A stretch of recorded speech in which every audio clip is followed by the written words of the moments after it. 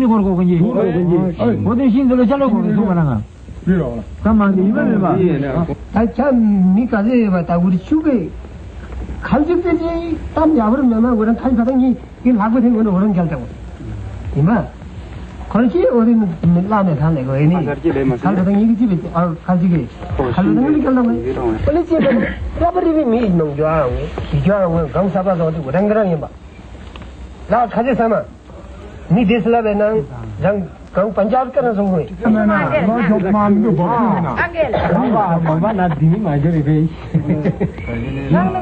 history, we have found many ways to organize and structure our societies.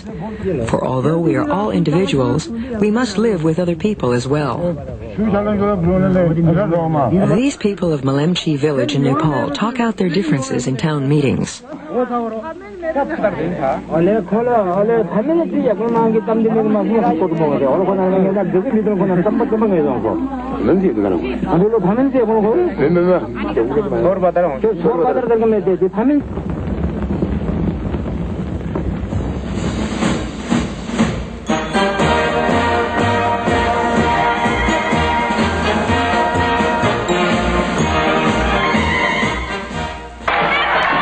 To function and survive, to ensure social order and security for all, every society requires some form of political organization, a system of leadership, authority, and cooperation. Political organization is an important aspect of every culture, and it is often accompanied by pomp, ceremony, and symbols of authority and unity.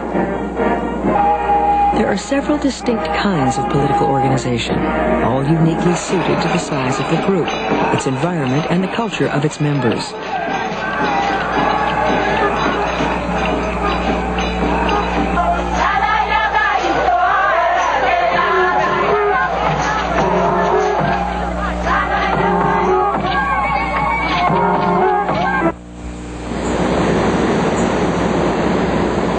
One form of political organization, a system in which local bands or villages are joined together by kinship or other social institutions, is the tribe.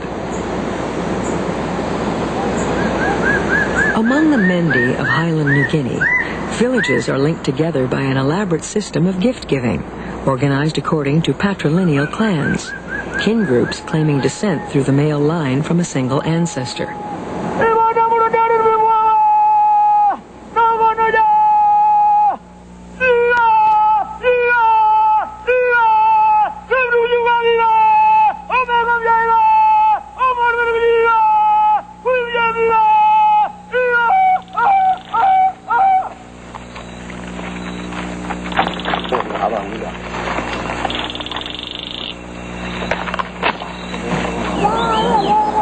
Each village of from 20 to 60 households is a landholding group.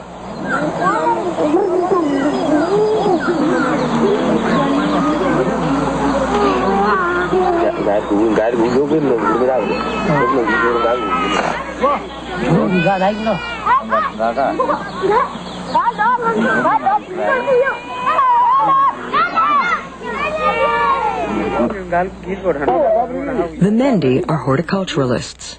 Their main crop is the sweet potato, grown in gardens hacked out of what was once a dense jungle.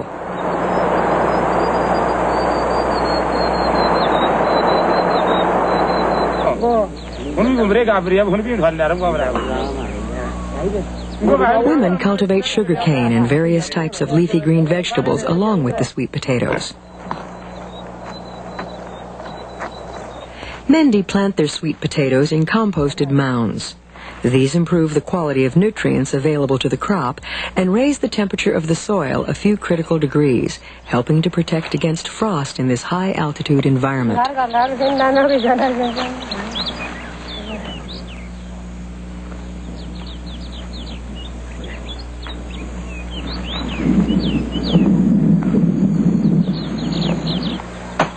Men clear land for new gardens when the old land is exhausted.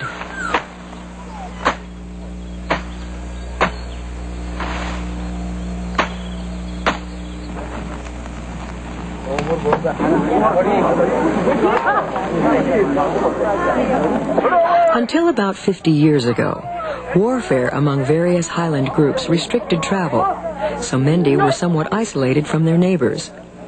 They formed political alliances through elaborate gift exchanges organized around the reciprocal roles of males and females.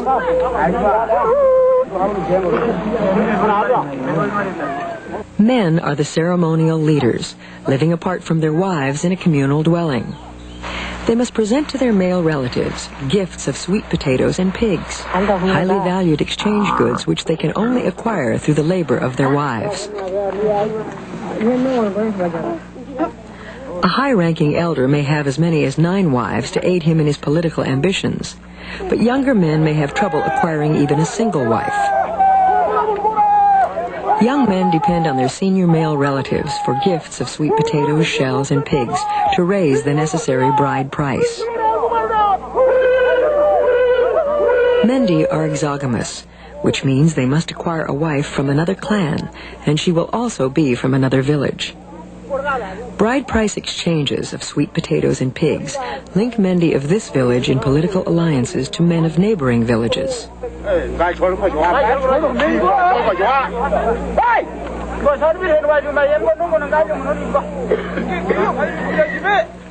This is a dispute over bride price. It is also a very serious political negotiation, allowing an ambitious Mendi man to gain support from his kinsmen, thus strengthening his own ability to influence others.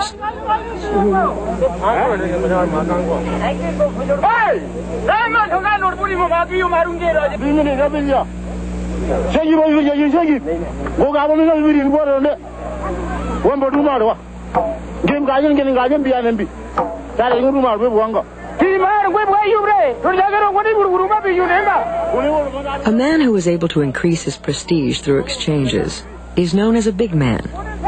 Though he has no formal authority, a big man will have more influence than other men. He may represent his clan in dealing with other clans, and be called upon to help settle disputes among clan members. Because the big man's authority is limited, he cannot coerce either the members of his own clan or those of neighboring villages to obey him. Cooperative effort is promoted through large pig feasts, in which pigs, sweet potatoes, shells, and other valuables are distributed through a network of political obligation organized around kin groups.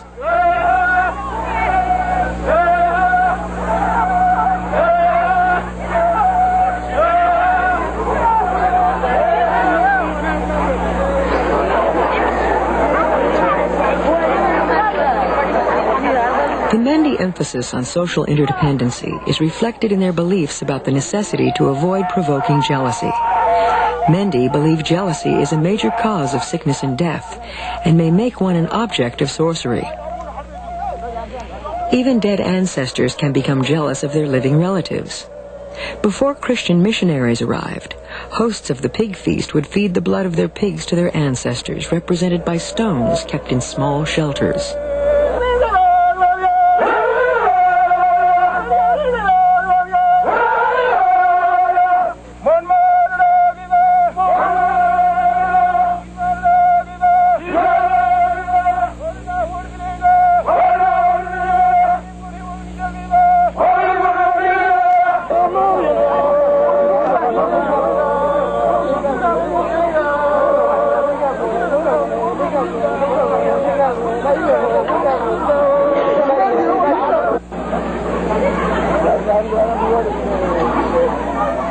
A long festival house must be built for the feast, an enterprise that may take months and call on the labor of many people.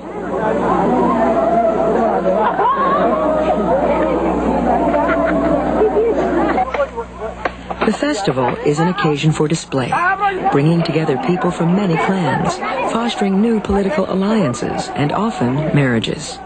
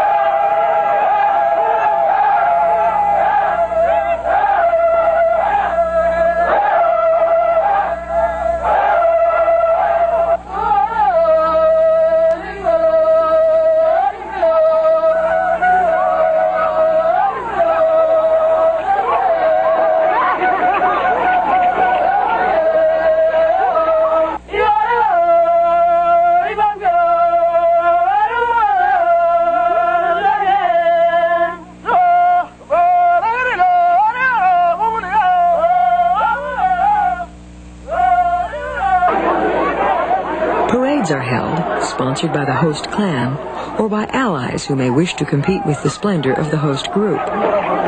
Each parade requires that individual participants from the host group contribute pearl shells and money, in addition to the gifts already allocated in the name of the clan.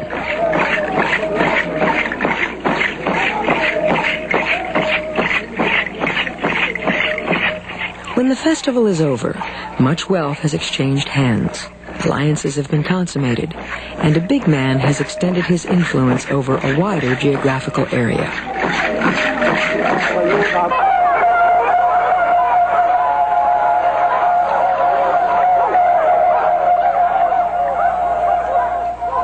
A tribe is a fairly sophisticated form of political organization, linking the fortunes of a number of local groups. It is a way of life most typical of horticulturalists and pastoralists.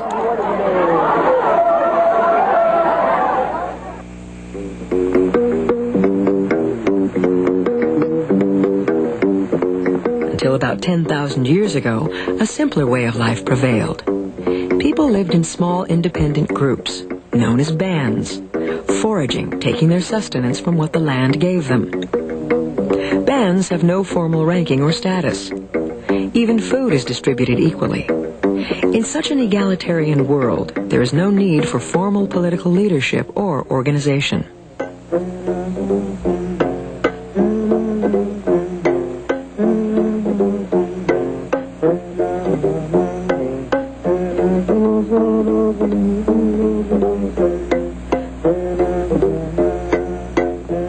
In the Kalahari Desert of southwestern Africa live the Kung. The Kung are nomadic, residing in temporary camps, following the game and seeking the wild plants that provide their food.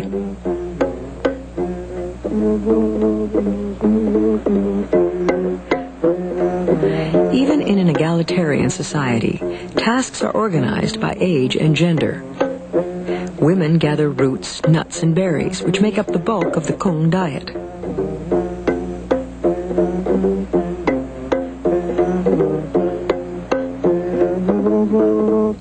Men hunt, make tools for the hunt, and prepare the poison coating for their arrows. As they work, they talk among themselves, reminiscing about hunts that have gone before and planning hunts yet to come.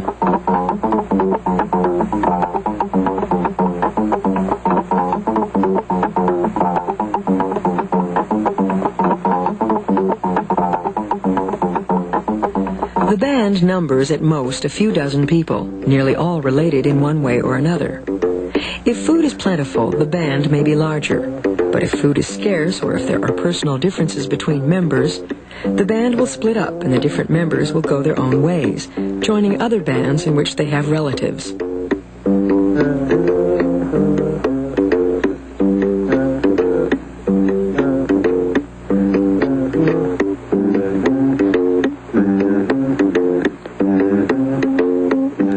This is Toma, the head man, the informal leader of this band. He has no real authority. Decisions are made by consensus. But because Toma is a good hunter and a respected elder, his words may carry more weight, and the other men will often come to him for advice.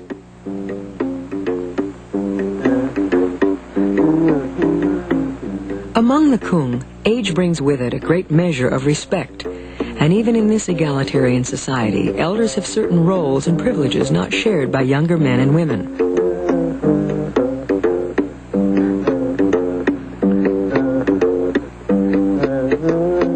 When the hunters return with fresh meat, it is the elders who divide and distribute it. For most of human history, people lived in much the same way.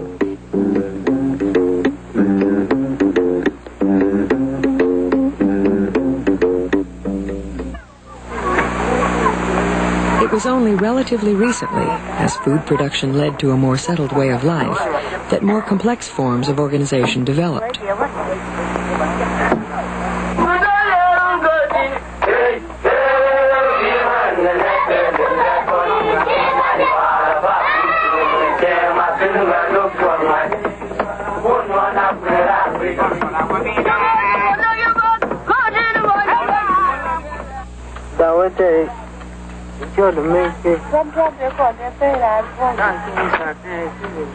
Because of trade, warfare, and other factors, some communities grew in size and density.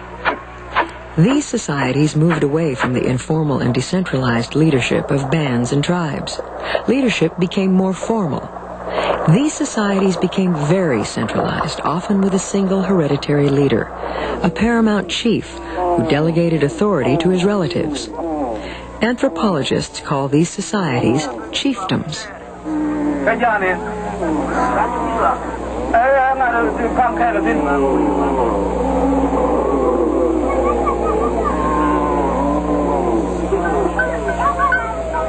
These are the Capelli, a chiefdom in Liberia. This man is a close relative of the Capelli's paramount chief, and he functions as a local official, a village chief. Every Capelli man measures his status by his degree of kinship to the paramount chief. The common people are farmers, living in simple houses with thatched roofs. But the chiefs, of which there are several levels, own cattle and live in concrete houses with tin roofs. A chief will often oversee the redistribution of goods. If a farmer's crops fail, the chief will see to it that the man receives food from his neighbor's fields. Unlike the leaders of bands and tribes, who must rely on their ability to persuade, the chief rules by virtue of the authority vested in his office, which he typically acquires through inheritance.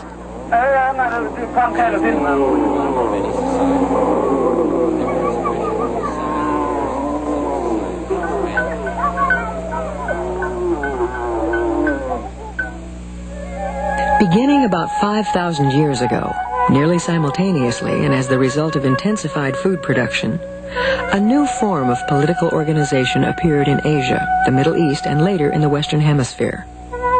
These were states, political organizations with centralized power, a formal code of law, and the authority to use coercion to enforce that law.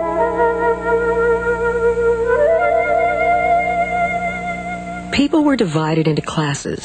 There was an unequal distribution of wealth and a degree of specialization of labor not found with any other form of political organization.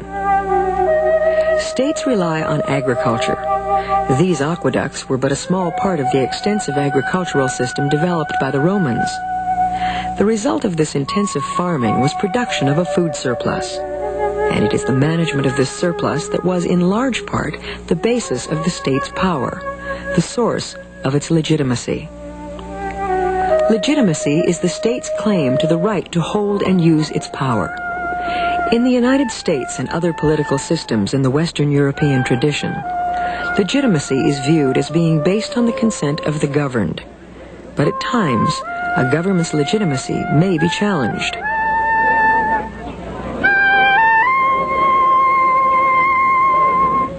Unless the people take to the streets and make their will known, the governments will not act. We should get out in the streets and we should protest and let our feelings and our thoughts and our interests be known. Very much. I'm very much for it. Yes. Because how would they ever know? Those the rulers and the legislators and everybody else. We have to wait for election. No election. Get out in the street and let the people know what Tanyaman. Let's go. Get in here, pick them up and move them out of the way. Let's go. After many years of trying to do things that are not confrontational with the law, you have to reach a certain point where you actually put your body on the line. And you actually say, I'm going to willingly break the laws of this country because those laws do not serve my interests. They serve the interests of the big business, of the big corporations, and the government of this country. In many societies, legitimacy is based on religion. Pilgrims have traveled from all over the Himalaya to Ladakh, a province on the Tibetan border in northern India, to celebrate the 800th anniversary of the Drikung order of Tibetan Buddhism. The people have also come to pay homage to one man, Chetsong Rinpoche, a lama who escaped from a Chinese labor camp in Tibet. Rinpoche's story began in 1950 in Tibet. At the age of 4, he was recognized by abbots of the Drikung order as the reincarnation of their spiritual and political master. 6 months later, the little boy was ordained as Drikung Chetsang Rinpoche, the Precious One.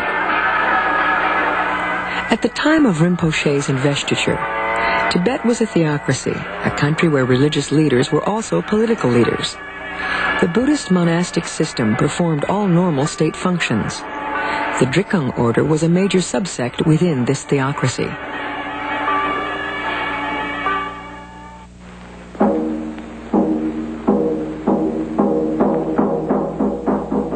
Yet, even as Rinpoche's investiture was taking place, the People's Republic of China was beginning to infiltrate Tibet. By 1959, the entire country was occupied by the Chinese army, and 12 centuries of Buddhist rule came to an end. Chetsang Rinpoche was imprisoned.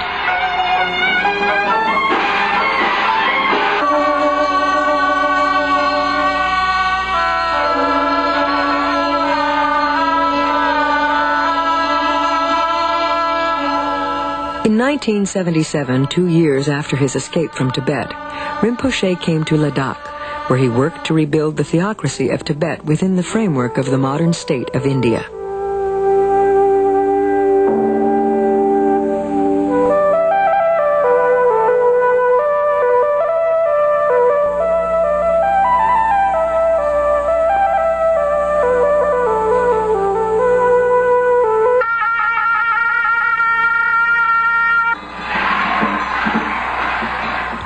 Later, the success of Rinpoche's efforts was evident.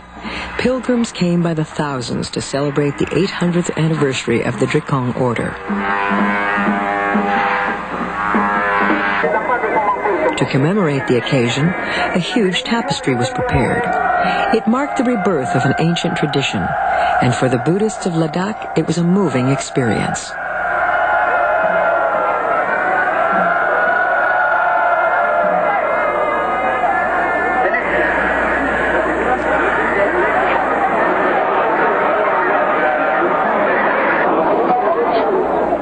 On the last day of the celebration, Rinpoche led an open prayer attended by 500 monks and 7,000 pilgrims.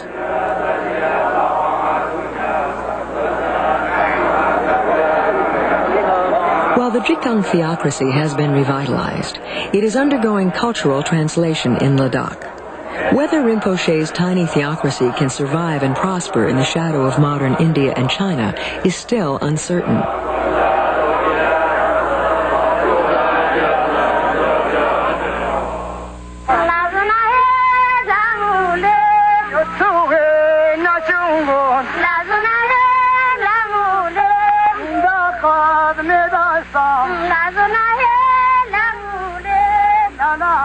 Indeed, throughout the world, small political organizations like the Drikung theocracy, or for that matter, the Mendi tribe or the Kung bands, are losing autonomy to larger states.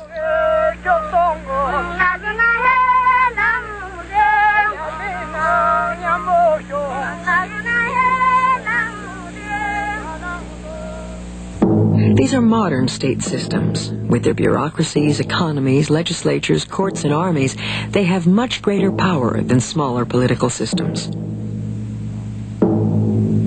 As we all become increasingly interdependent internationally, politically and economically, there have been attempts to mediate among various regional groups.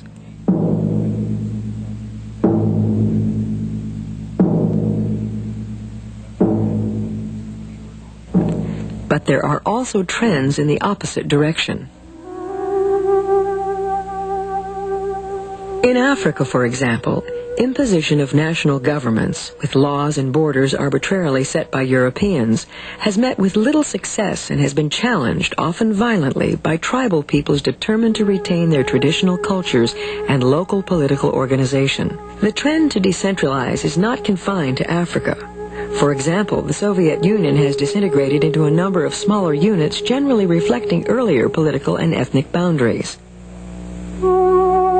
Whether at the world or local level, to succeed, political organizations must provide for the richness and diversity of human adaptations and the many faces of culture.